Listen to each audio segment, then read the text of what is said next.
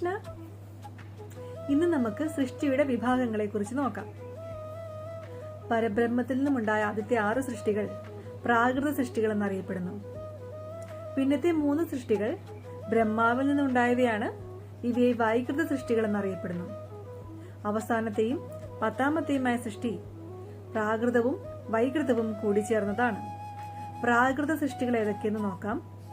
പരബ്രഹ്മത്തിൽ നിന്നും ഉണ്ടായ മഹത്തത്വം 1ാമത്തെ സൃഷ്ടിയും അഹങ്കാര തത്വം 2ാമത്തെ സൃഷ്ടിയും വൈകാരിക അംശത്തിൽ നിന്നുണ്ടായ മനസ്സും ഇന്ദ്രിയ അധിഷ്ഠാന ദേവതകളും 3ാമത്തെ സൃഷ്ടിയും രാജസ അംശത്തിൽ നിന്നുണ്ടായ കർമ്മേന്ദ്രിയങ്ങളും ജ്ഞാനേന്ദ്രിയങ്ങളും 4ാമത്തെ സൃഷ്ടി, താമസ അംശത്തിൽ നിന്നുണ്ടായ പഞ്ചമഹാഭൂതങ്ങൾ 5ാമത്തെ സൃഷ്ടി. ഇനി 6ാമത്തെ സൃഷ്ടിയാണ് അന്ധകാരമയമായിരിക്കുന്ന അവിദ്യ. അപ്പോൾ എല്ലാവർക്കും ഹരേ കൃഷ്ണ.